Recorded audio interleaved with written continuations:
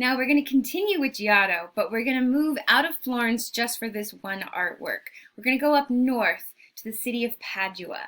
Now you can see in this map, Padua was a city within the larger Republic of Venice. So the capital was the city of Venice, and Padua was a major city within the Republic.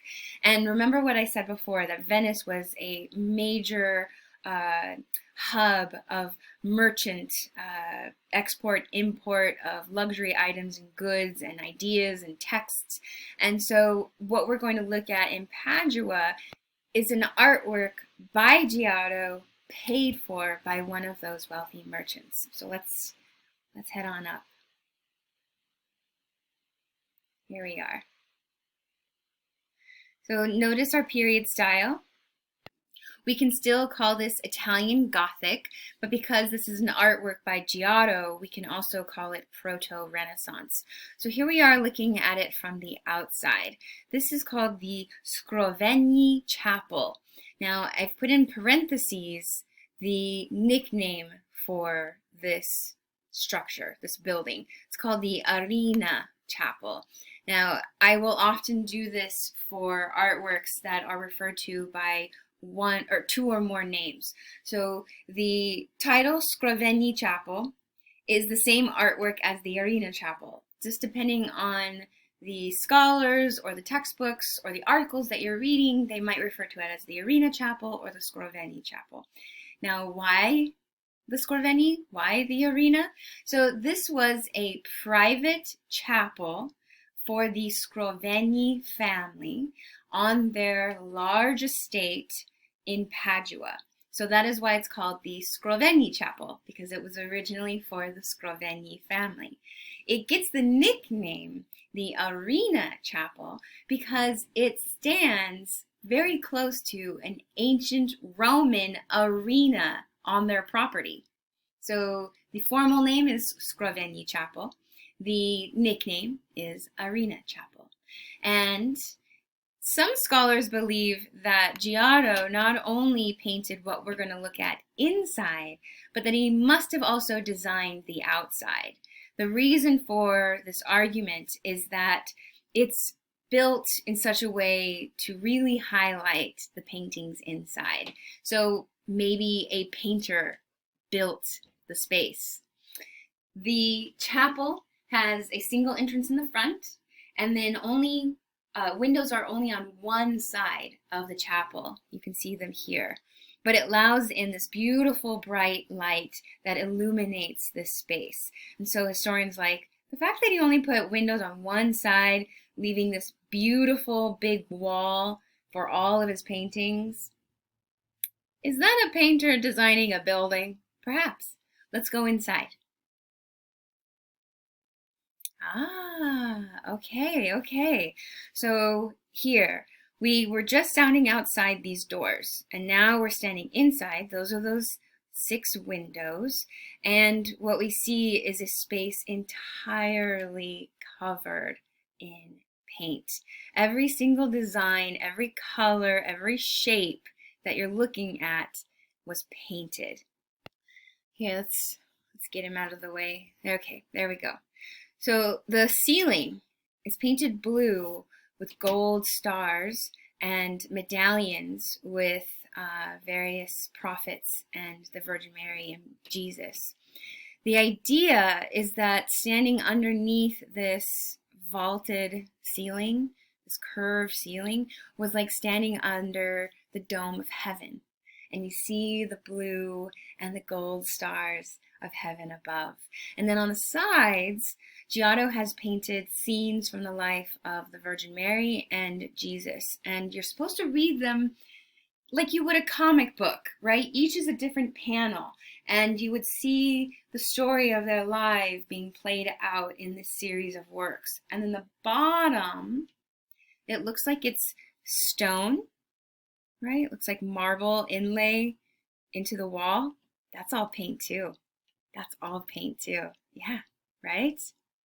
Here's another view of it.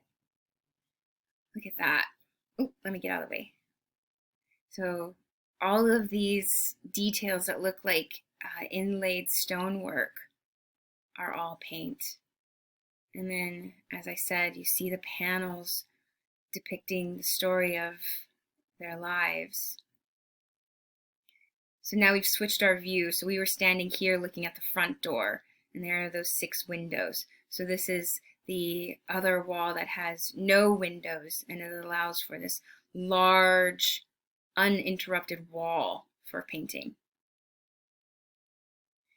The elements at the bottom that look like stonework, this is a technique of painting called grisaille.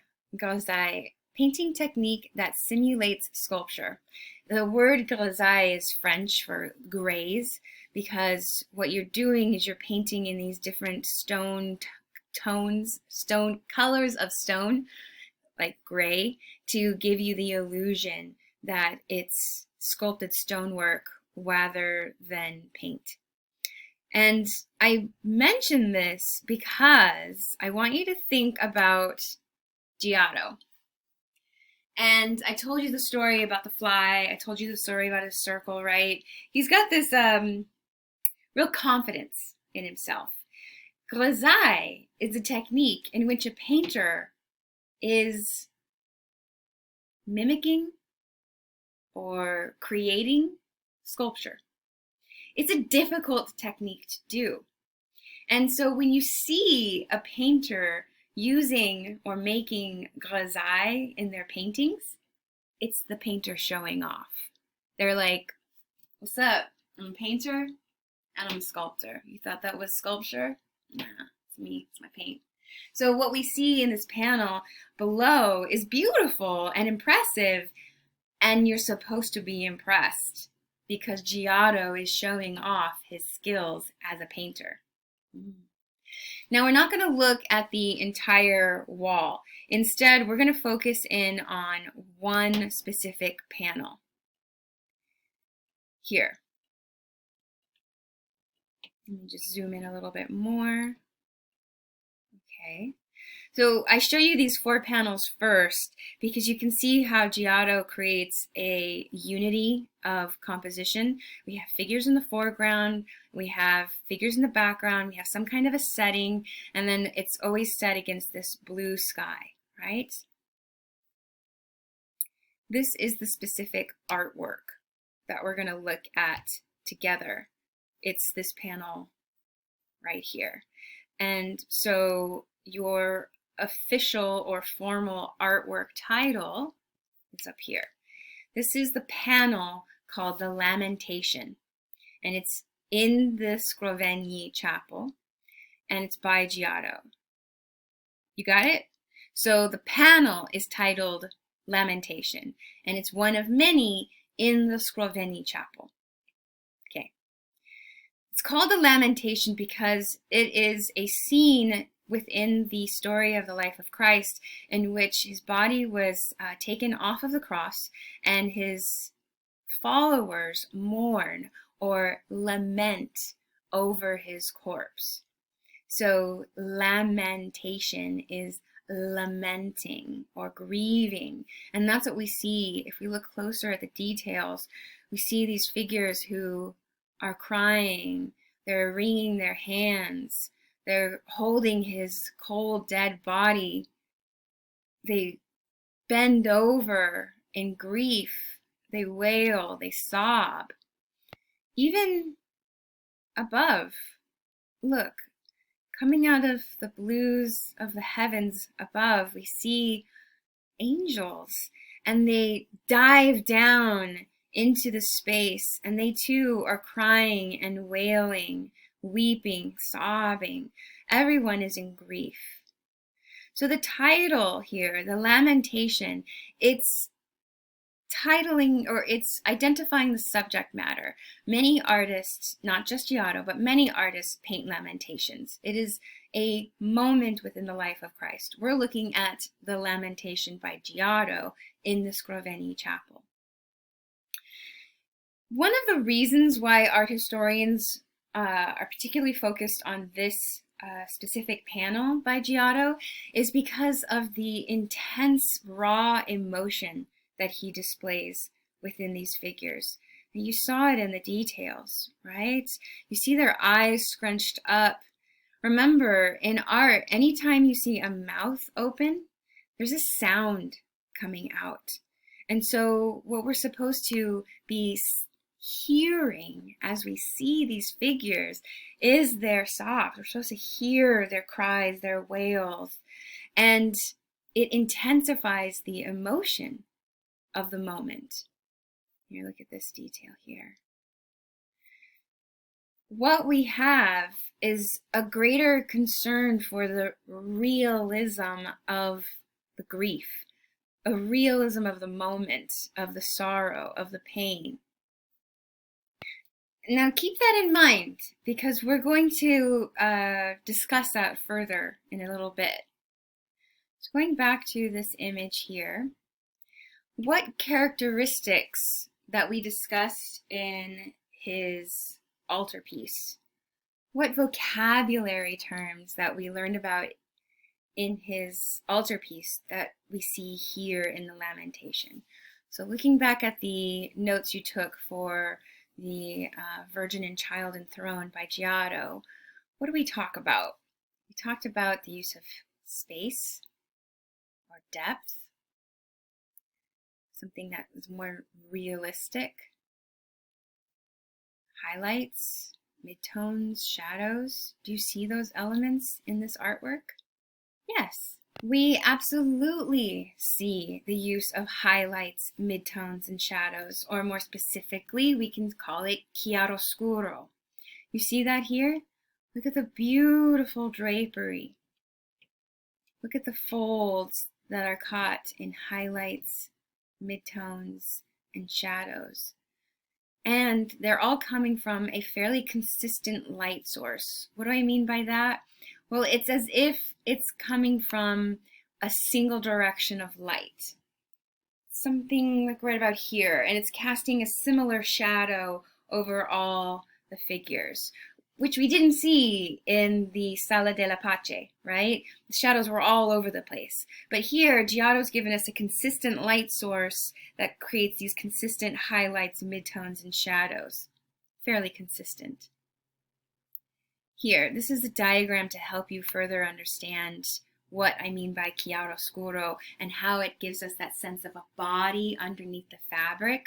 So this is a study, and what we see is the highlights, midtones, and shadows create not only the texture and the weight of the fabric, but they also indicate the body underneath the fabric. Without even seeing them, we know that there are two knees, two shins. We see the bend of the ankle. We understand the twist of the leg at the hip to create these two shapes with that curve of that heavy shadow in the middle. So chiaroscuro is a way to create mass, to create depth within the figure. And we see that beautifully illustrated here in Giotto's work. And then what about the sense of depth or space within this painting? Remember how we talked about Cimabue's angels stacking up and up and up, giving us a fairly shallow space, and Giotto's angels going backwards, overlapping each other. We see that here too, right? It's as if the figures all occupy the same level of ground. Nobody's standing on stools and ladders so that there's an unobstructed view of all of the mourners. Instead, Giotto gives us a realistic understanding of space. Think about if you were to look out at a crowd of people. You're not going to see the people behind the people in this mass. Instead, you're just going to see the people in front. And so Giotto's giving us a more realistic representation of the natural space. Also, look at that sky. It's blue. Whatever. What's the big deal? The sky's blue. Exactly. Did we see a blue sky in the altarpieces by Cimabue and Giotto? No. We saw the golden light of heaven.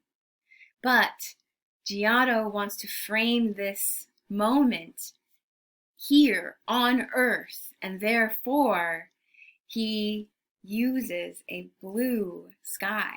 It's much more realistic. It's much more part of our world. Look at those angels zooming in. Now, we don't see a lot of their bodies. Like some of them, we just see their shoulders and their heads. Look at, they zoom in at such great speeds that they're blurred, right? So Giotto's giving us a sense of speed, of time, that they've almost like they've just materialized as they rush down. And then the view of them, they're not all facing forward, they're all lined up. We see the tops of their heads, we see the tops of their shoulders. Some of them we see at these sharp angles. The perspective that we're seeing here is really extreme. That's a vocabulary term.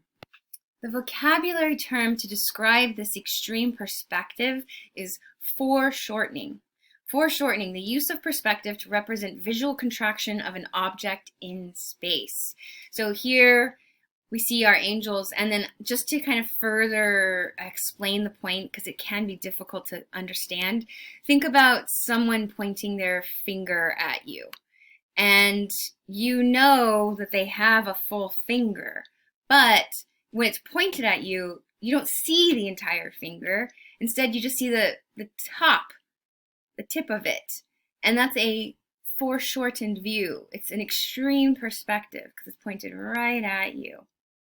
Another thing, or if you are an artist or you've tried to draw hands, yeah, you know. Hands and feet are crazy hard.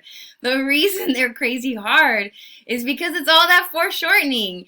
Your digits are never going to be staying like this, right? And so because your fingers move at these, extreme angles, forward, backwards from the viewer, it can be really difficult to draw. I always like to share the fact that when I was in 7th grade, I thought I was going to be a fashion designer, fashion illustrator, and all of my illustrations, all of my figures always had their hands either behind their back or in pockets. It was because I could not draw hands. So if you can draw hands, bravo. You know it's a difficult thing to do. And that is because it's a foreshortening. So thinking about this as a difficult thing to do, is Giotto showing off? Yeah, he is. We know he is. So Giotto showing off with his sense of perspective, of space, how he layers those figures, and then that extreme perspective of the foreshortening, and then that use of highlights, midtones, and shadows. Now let's go back to the sense of grief and emotion. Notice how he's laid out these figures. Well, I'm just going to go right here. Notice how he's laid out these figures. We see the body of Christ being grieved over, but we don't see the whole body. Instead, we have these two figures with their backs to us that are kind of in our way. Now, you would think, because Giotto can control the space, that he would just remove those bodies. And traditionally, in a painting or a depiction of the Lamentation, the body of Christ would be displayed in front so that the viewer could see the body unobstructed. But Giotto's put this figure here to hide the body? No. To create a better sense of the moment for you, the viewer. It's as if you're in this space. You immediately go, hey, wait, I want to see. I want to move in. You have now been absorbed into the moment, into the scene, and you're one of the crowd. And there's another person who's blocking your view. It heightens the emotion of this experience for you, rather than being displayed like in a play, something on stage, and you're just kind of a distant viewer, non-participating viewer. Now you are actively participating and you're wanting to see around this figure. And this is exactly why scholars refer to Giotto as proto-Renaissance, because he's not only adding these physical senses of naturalism and reality, but he's also heightening the emotional element, this, what's the word? Interaction with the viewer and their emotions. This is another element that scholars discuss with the rise of the Renaissance, and it's the concept of humanism. And we'll get into this in our next video.